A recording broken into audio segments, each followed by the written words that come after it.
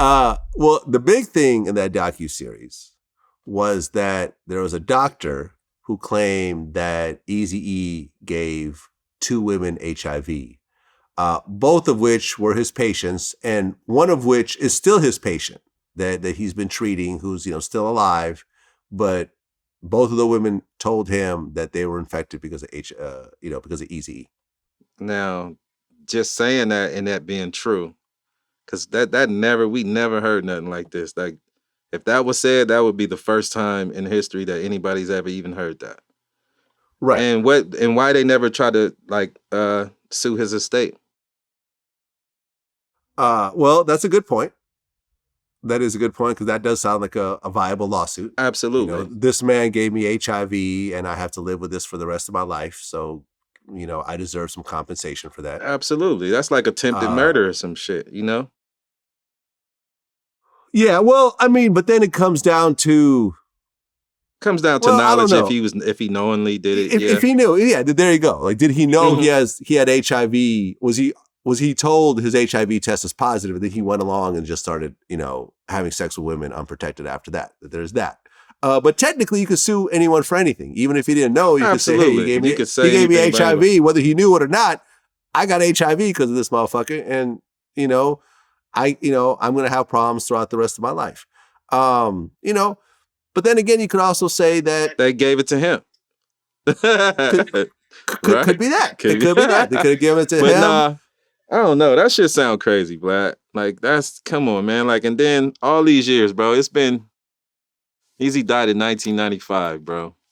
It's fucking almost 2022. Y'all ain't said nothing all these years at all. Like, that's strange. Sounds a bit strange, and it sounds a bit planned. I don't know, man. Like, these documentaries, they be needing, like I say, like, when people do this shit, man, they be needing something to keep something going. And I don't know if that shit was planned, man, but it sounded like it to me, because we never heard no shit like that. And I knew people that we grew up in Compton together. It's certain females that I've been knowing my whole life, bro, that he's been dealing with. They never came out and said nothing. And I know because he was messing with them for too many years. They never came back with it. How does his wife don't have it and his new baby? Like, how does it skip them? That's a little strange too. Like, not everyone. I mean, when you have HIV, not everyone you sleep with will catch it from you. That's just the reality of it. I never knew that. It doesn't spread. It's not 100%. You know what I'm saying? It's not, especially depending on the type of sex you have. This is why it spreads faster in the gay community, because it's a lot easier to catch HIV by having anal sex than vaginal sex. Wow. Okay. Because of the tearing of the lining and the blood and everything else like that. So you're not 100% guaranteed. Like there is. I mean, I remember talking to a doctor about how there's these couples, right? And one of them will catch HIV, and the other one wants to catch it as well because they want to die with that person, and they'll continue to have sex with their husband or their wife, and they'll never catch it. This is an actual thing. This is an actual thing, right? Okay. So what I'm saying is it's not 100%. And listen, who knows? And then you could also say that, listen, these women haven't come forward because they don't want to deal with the public scrutiny and so forth of telling the whole world they have HIV. They've quietly been keeping it to themselves, and they don't want to turn into a public figure, especially an HIV positive public figure. Because that could be true, but it just seemed contrived, if you ask me, bro. Because it's like, why now then? Do you understand what I'm saying? Like, why now? And then who is this doctor? Like, who is this doctor? Where did he? You know what I mean? Know. Like, I don't know, bro. I mean, you're on the docuseries. You tell me. You know more about this. I was in the very beginning, Vlad. So I don't even know all the people they interviewed or anything. You feel what I'm saying? I had a very little involvement. But what I'm saying is, like, it just sounds crazy, bro. It sounds outlandish as hell. And Eazy had a lot of women, bro, and it should be way more than 2 people, if you ask me. You understand what I'm saying?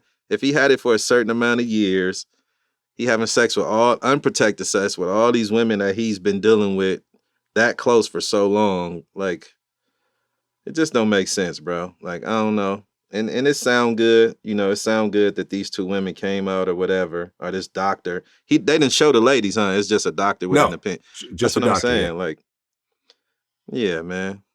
I Yeah. don't know. He could be KKK. How the fuck we know? Well, it was actually a black doctor. It don't matter. So he's probably not KKK. Yeah. I'm just saying.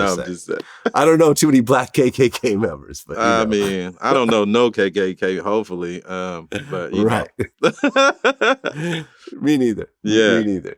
Yeah, and listen, I brought in JJ Fad. Yeah. You know, did an interview with them, and they think that there is some level of conspiracy with Eazy's death. Absolutely. You know, you think that. Bone Thugs and Harmony think that. You know, so these are all people who really knew Eazy and was really around and were in the mix. So it's not like their opinions, you know, could just be brushed off. I mean, it is what it is. But, you know, I had DJ Yellow on my show recently, and I asked him about that, and he goes, no matter how you feel, whether there was a conspiracy, whether there wasn't a conspiracy, it won't bring him back. Yeah, that's the coldest part. That was very, very true. And, you know, at the end of the day, we lost our friend and our homie, and it's like, you know, I think God knows best, you know what I'm saying, about the whole situation. And God called you when he ready for you, man. And that's just what it is. And we just got to accept it, you know? Yeah. But, you know, for his daughter, that was her main thing. Like, you know, I'm sure all of his children want to know. And some of them kind of know because, you know, they had a deposition with the lady who was his wife when he passed away. They had a deposition going on back and forth for like 2 years. You know, with that, and certain things came out that they were privy to now that they didn't know, you know, but I think we just need to let it rest. But I don't think we should let his name die when you know, in reference to hip hop and the mark he made in the music industry.